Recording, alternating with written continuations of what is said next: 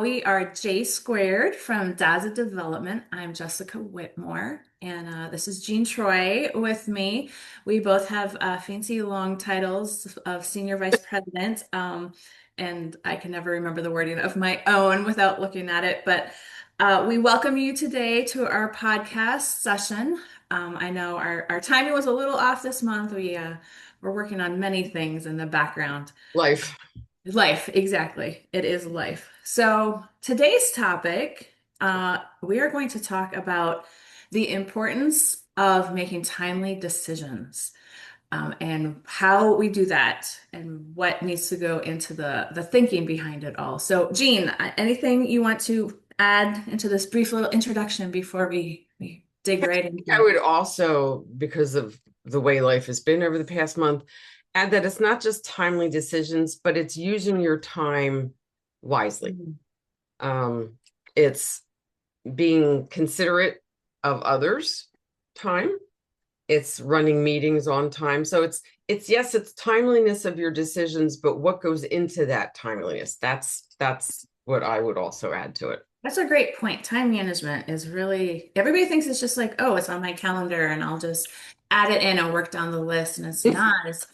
It's all those little nuances. Like, are you showing up on time at your meeting, prepared to be engaged? Or are you ending the meeting um at the allotted time? Yeah. Right? It's interesting because when we meet with clients, we have dedicated certain amount of Mhm. time to do. And if they are 10 minutes late, then that shortens their time that we have allocated by 10 minutes. And sometimes they think, well, I came 10 minutes late. That means I get 10 minutes added on. No, no. Or the opposite of, I can't make today's meeting. Can we reschedule tomorrow? Knowing that, we're our schedules are pretty full often, looking a couple weeks out, not just because of all the meetings we have, but also protecting our working time Right. to actually implement what we're meeting different people about. Yeah. So when you make a decision, because you have much going on in your life Oh, that so much. affects decisions of a personal, of a professional, I mean, you're a PhD candidate, so the time in that. How do you do your timeliness stuff? Oh, sometimes I'm really good at it and sometimes I'm really bad at it. But I have often, in all the different hats I wear, whether it's being a mother, a professional, a PhD candidate, a wife, a daughter, all these different parts that all combine together, even if we're trying to separate our personal and our professional, it's realizing, one, you can't be perfect. There's no way. And for perfectionists, that's really hard. So I label myself a recovering perfectionist. Um, because some days I'm really good at being okay with not being perfect, and other days, focused on it more. So I have to come to the realization I can't do everything well all at once. Something's probably going to fall off the side, and that's okay. And, one day that may be that I'm really behind on laundry. The other day it may be that I'm behind on a deadline and I have to work later in the evening. It also, for myself, especially the past 4 years, I've had to say no a lot on a personal level to friends and to family members, just so I can stay on focus with what I'm doing, which is also hard.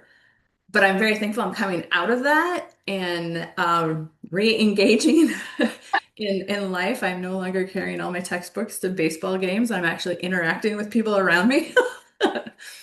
But it also, through it all, um, boundaries are so important and so hard, because you have the people, whether they're clients, family, friends, some respect the boundaries you put in place, some push back on it. Um, and so it's finding, where is that line of the boundary that you It's have. creating that time for each of the categories, for lack of a better word, that we Mhm. find ourselves in. Like, I came home last night from a meeting. I got home at 8:30 with a client, and another client said, "Do you have 10 minutes?" I just put in a 13-hour day. I need to learn to use the word no. because that is a sentence. Yeah, Um, a no by itself is a is a complete sentence. sentence. So of course I said yes. And I was on the call until 9 o'clock. Well, then you get that adrenaline from that Yes. call and your thoughts are going every which way. I mean, I didn't settle down until probably 1 in the morning from everything that call Mhm. generated. So I have to practice timeliness. And was that the best time to talk? No, that probably wasn't, because it added to an already full mind of But things but that sometimes it's like, oh, I'll be really quick. I'll just, it's kind of like finding that balance between hardly checking your email and over checking your email. And where's that fine balance? Because sometimes you could be stuck in all you're doing is answering email. So I've always taken the professional time frame of professionally, I have 24 hours to respond to somebody's email as my guideline. Now, do I try to respond quicker than that? Absolutely. But if I'm working on something, if I'm in the middle of writing a grant application where I need to be focused and I already have two of my screens and I have five windows open and I'm looking at past applications and I'm looking at the current portal and I'm seeing emails come through, I'm not going to respond right away because I need to stay focused but you do on. good out of office. Now, here's a good use of your time. When you're on deadlines for grants, you do put grant deadlines may take longer to respond, Yes. whatever. Yep. So you let people know that you're working on deadlines and my time is being utilized for that. So that is a good use of your time The in other that thing manner.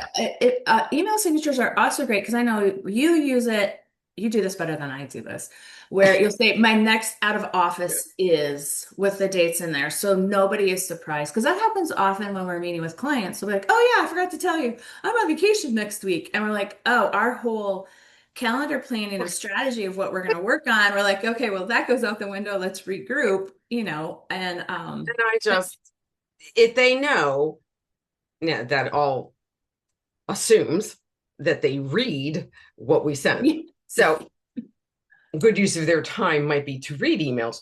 So that all assumes that they're reading it. But yeah, I do that yeah. because having come back from medical leave and trying to catch up, and then we had other things, and then I was away last month, you know, I wanted them to know I'm not going to be around. And still, yet they don't respect that time. And that's where we have to be firm. And you too, to our listening audience here, set that time boundary Mhm. between personal and work. It's that work-life balance that nobody can ever seem to get quite right, although I think we're getting I better think at I've heard it. I know. There's another phrase I've heard instead of work-life balance, but I don't remember what it is. it. I might have to think on it. It'll come to me. Because it's not, we can't really balance it. It's all intertwining at the same time. And And it's a learning process for us, and it's a learning process for those that we work with. And as we like to say sometimes, yes, they are our clients, but we are not their employees. right, right. And I think And that is that's a hard understanding mhm, sometimes, especially when you're used to, if you have employees, you can tell employees what to do and they have to do it. right, Whereas if you have consultants, you can tell them what you want to have done, right, but you're often in any consulting firm, you're not the only client. You're treated, you want the consultant wants the client to feel like they're the only client, right. but So you're not the only it's client. an interesting thing, and timeliness comes into play like when you do grants, because that is you oversee the whole grant department for DASA. You have a calendar that I don't even want to look at because Oh, it's a mess. It's an organized mess. no thanks. But you We have now have it color coded. oh, is it? It's color. Yeah, we added in Oh, one of our staff members. She was like, let's add in a color so we can know if it's a hard deadline or a rolling deadline. I was like, go for it. So yeah, we now have it also colored. If something's in review, we have it colored one way and moved up. If it's a hard deadline in the next month, we have it color coded another way. Yeah, it's all to help us quick. It's you can look well, at and it. it's also to keep you on time Yeah, so that you can see those that are an immediate deadline are probably, I don't know what color you chose, but let's say red. orange. We Oh, picked, orange. we chose Okay. Well, orange. they're orange. The Um, reviews are in blue because it's very oh, soothing blue. They and the kind of successes are in green. I would hope. yes, Okay. because green is the Funny. color of money. Yes. But that saves time. Like you don't have to go through each one if you do have them color coded. So it's these little hacks. Yes. There you go. These little hacks that help make everything for everybody utilize their time. And so The, for, oh, go ahead. oh no, you finished. You finished your thought. I was just going to say, for those listening, figure out a method for time that works for you. Figure out if color coding your calendar, like I know in my calendar, which has the principal of the company, Jessica, another development person, and myself, we all have special colors. So, Hmm. yeah, okay, I'm looking for this color because it's that person. Um, you just you have to make it work for yourself without losing yourself. And it's okay that it doesn't all have to be digital. So I know you're a big paper calendar person. I'm a big paper calendar oh, let's see, you can't see it because it's And you beautiful. see, But probably it's a big calendar. so I have my electronic calendar for my work. I have my electronic calendar for my family, but I keep everything also on my paper calendar. So my routine is on Sunday nights when everything is going as it should. On Sunday nights, I take about an hour of my time and plot out, and this is my personal time. I plot out what does my next week look like? What do I have to do for my son? What does my husband need me to do? What do I need to make sure is on task personally? And then where are my meetings? What's my deadlines? And it's just like that 1 hour of just regrouping for the week in a perfect world. So I In a don't know. Do perfect, you have anything similar, Jean? I, I mean, I use a paper calendar. Yeah, my husband will say to me, "So, what are we doing on, say, Saturday the 15th?" Wait, I have to check my paper calendar. Yes, everything's in the electronic calendar, but no, I have to check the paper calendar. Well, So, and paper's nice because I throw it into my oversized bag if I'm going right, to meetings or if I'm right. traveling or And I mean, I have like we have a conference coming up that we're presenting. Where both of us are presenters. So I have paperclip to that day, the hotel reservation, anything connected to that day. So Mhm. it's not just a calendar, it's a catch-all for papers and things like that. Right, right. I check that first. And then, you know, I'll make a doctor's appointment. So I just went to the dentist. You want to put it in your calendar? Could I have a card, please? And then I'll put it in the paper calendar and then I'll put it in the electronic. Hmm. Hmm. That's just how it works for me. But then I'm very old school. I mean, I But came from the card catalog where you flip the cards. hey, I still use those too. I So love that. I miss them. But that's what works for me. So everybody has to find what works for you. And if you're writing grants, even more particular, you've got deadlines and you have people to review it. So you have to factor in that time review and build it out 2 weeks before the grants due, get the review done so you and have time to make edits. And that's why it's important for people to have built in timely processes for their review. So, my grants team, when we send out a grant draft, we will say, please let us know by whatever day of any feedback changes, your approval to submit. We usually do not ask for a 24-hour review unless it's a crunch time and both the client and ourselves understand that it was a quick turnaround or somebody was on vacation and we need it quickly. But we're looking at like 48 hours, and the reason why we do it like that is because, well, on the client side, it may not seem important. We need to close it out so we can change it from that blue to put it into that it's submitted, and so that we can document it on our backside and all the different places that we put it in to make sure that we have it closed off because nothing makes us more nervous than not having a grant application closed off. So we submit when we're having, for whatever reason, situation, a client submitting, we are nervous all afternoon going, did they submit it? Did they submit it? We need confirmation. Did you submit it? And we'll talk amongst ourselves, my grant team. Have you seen anything from so and so? Did they submit it? Nope. I'm getting really nervous. It's due in 4 hours. I haven't seen anything. Yeah, it's all So, consideration, really, is what it yeah. is. Yep. And likewise for nonprofits with your boards and board packets and things like that, try to get them out in a timely manner. Timely, depending on what works for your board. Timely could be the Mhm. weekend before the board meeting, but get the information out to them in a timely manner so that when you have your meeting, you don't have to ask, has everybody read the board and packet? You would assume that they have. Development, same thing. If you're working on an event, you've got a timeline. You back it out from the date of the event and back it out a year before. So you know what's due when throughout that process. So it's not everybody has the skill, but you can learn parts of it that, Yeah, and you that can use whatever planning system that you want. There's huge, big project management systems. right. Those aren't necessary. You can do great things for planning in Excel. You can do great things. Word is a little harder. If you need to write it out on paper, I'm very much a write it out on paper, and then so I have sticky notes all over and then I don't transfer it want. over to something else. Those are all really important things to figure out what that process Yeah. is. Whatever your process is, it has to be something that works well And for it you. has to be something you're comfortable doing. Because if Yes. you're doing it in a way that doesn't work for you, you're going to forget about it and not do it. So Yep. find a process that works for you. For me, I'm like you, it's paper.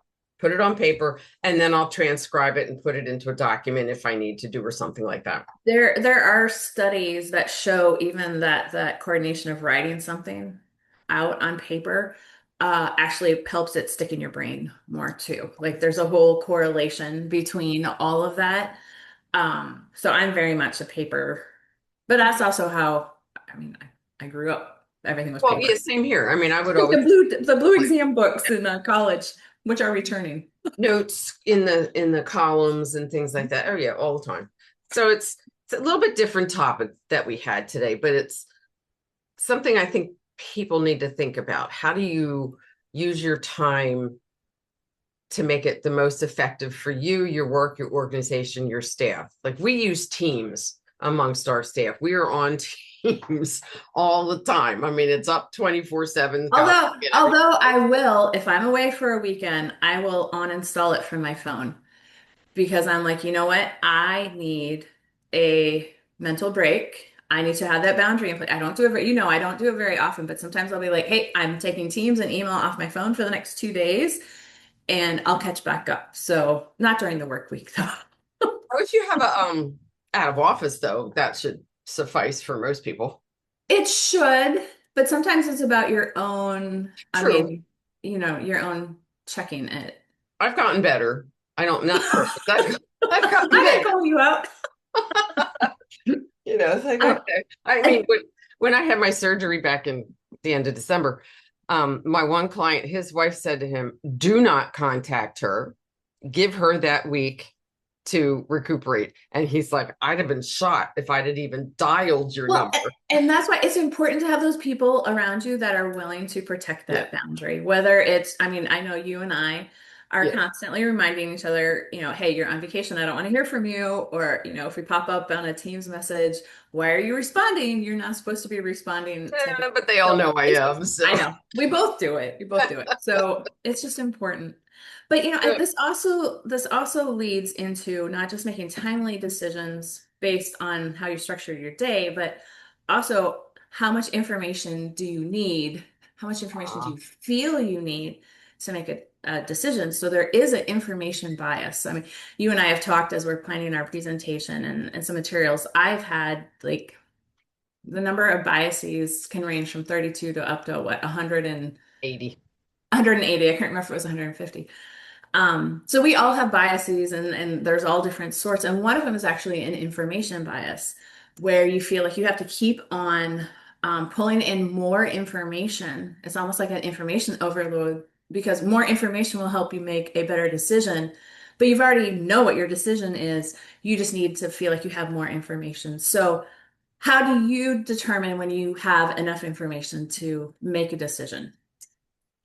Me? Yeah, yeah. Mm. I don't want to say I'm an impulsive decision person, but if someone poses a question and I sift through, like say it's medical, that's what I have most experience in. Um, I take the information and I process it probably in the blink of an eye. And because I've had so much experience with it. So if to me it's a sound decision, then I'll push forward. If I think that there's questions I have, then I'll rattle those questions off like that. What about this? What about that? If I don't do this, what's going to happen? And the speed with which that happens is pretty quick. I there's no it's black or white for me. There's no there's no gray area. Like if you make a decision and you feel in your gut it's right, then you stick with that decision. Because if you're going to wishy-washy and flip back and forth like a fish, then nothing that doesn't help anybody. That's a waste of time in trying to reach that decision. So for me, I process it as quick as I can. I think about the pros and the cons, and then I make a decision. I think too, again, you have to go back sometimes to being okay with not being perfect in some of those decisions too. Because I think back to some decisions where it was hard to figure it out on a personal level of some things, and going back and forth, and then finally saying, okay, no, this is my decision. This is what we're gonna go with. And I think sometimes you have to keep in mind the level of the decision. So you have a medical decision, which has huge Huge. Right. implications. If you have a small little, you need to figure out what you want to request for food for an event, think about how much time you're using to spend that time. Yeah. I mean, I've told people before, like if you're dragging on a decision, figure out what your billable rate would be and how much time you're spending on that decision. So if, say, I don't know, say it's being paid $15 an hour and you're spending 10 hours on a decision, is that decision worth $150 of your time? And that's Right. how sometimes I calculate it out of, You yeah, know, I mean, everybody has different things. And I think it depends on what that decision is. yes, I mean, yes, medical decisions, sometimes you don't have the luxury of time and it has to be done yes, right there. Legal decisions do have time depending on what kind of a legal decision it is. Like after, what they say, if somebody dies, you have a major upheaval in your life, don't sell your house, don't make it, right, right. and Don't things do like like that. major things Well, all at the same time. I'm here to tell you that in our family, we had a major upheaval, and a certain financial group wanted decisions made that day of the funeral. And I walked in and I grabbed the papers out and said, nope, nothing's being done today. That's just, that's not a good use of their time, nor is it a No, good and use it's of not your making a time to good try to force it. decision at that time. But Yeah. I think of like even when it comes to like board policies or grant Yeah. reviews or things like that. And for us, because it's part of our life and we see it, it to us is pretty cut and dry. Like, yes, you agree. Yes, you don't agree. Do you like this wording? Do you not like that wording? Make a decision. There are some clients that take want a lot of time to really review it and understand it. And part of that, I think, is because of being overwhelmed. It's new to them. It's Right. not something they've done before. But that's also where lean on your consultants who that's their livelihood. That's what they know to And help that by them taking too much time, because there is such a thing as taking too much yeah, time and over in depth, like make a decision, people. So by them taking too much time from your perspective as grants, that delays the process all the way down the road. If it's due on the 15th and today is, what is today, the 10th, and they still haven't reviewed it, they're not going to get it done in time. So now that submission has to be pushed back yep. to the next quarter, or if it's a once a year, to next year. And how does that lack of timely decision And yes. affect the budget? Yes. And that doesn't become, it's not my fault, right? Right. Like, especially if it's a budget or if it's an extra letter of support Right. or it's an extra detail. And we often tell our clients, I can ask you for everything that you have on file. You can send me everything you have on file. So I have it within reach to upload into a portal. And a funder could say, well, now we want this piece of information. All the Well, we have to now create this piece of information, or you have to tell me, and we've had clients sometimes who are not happy about that. Why didn't you know that? Well, I didn't know that before I went into the portal because that's not a question that's typically asked in a way that's asked. So there's a lot of ebb and flow. Any of that's delayed. I'm my team is not just sitting around waiting right. for a client to submit X, Y, and Z. We're going to get the application to the point we can and save it, and then we're moving on to the next one because that grants calendar is full of a lot of orange right now. Well, and So, from a development standpoint, when you're working with donors, there's moves management, but you have to know your donor and what speed they like to move at and what their best form of communication. Do they want emails? Do they want in person? You have to keep talking to them. You have to keep using the time that you have to guide them towards an impactful gift. So it really is about time and how you define it and what works for you as an individual and as an organization and what's the best benefit for the organization. And this isn't just a you decision. This is an organizational decision or a development department decision or a board decision. So With a there's lot of different levels. strategy, with a Mm-hmm. lot of strategy being Yep. discussed. It's not just go in and talk to the donor and ask for it's Right. the strategy of building that whole genuine interaction. Which takes time. And that's what a, a lot of nonprofits, when they hire consultants, think, oh, yes, we have a consultant, put the hand out and the money falls Yeah, right yeah, in the yeah. next day. Yeah, no, it takes time to build, time to establish, time to get to know the inner Time to workings of the find the organization. holes because Exactly. we'll find and again, we're not trying to be difficult. We know what the funders want. We know what donors in general want, Right. and we want to make sure whether it's a donor meeting or an application or a board packet, that it's the strongest that it can be. Right. And sometimes that means we're like, hey, you're kind of missing X, Y, and Z. How are you going to deal with this? So, yeah. Yep. So, we kind of hope that these, I wouldn't say off track because they aren't, they all dealt with time, but this conversation prompted some thoughts in your head. That's what we hope with these podcasts, that we look at things from our lens, which is one of the favorite way we like to say things, but your lens might be a little different.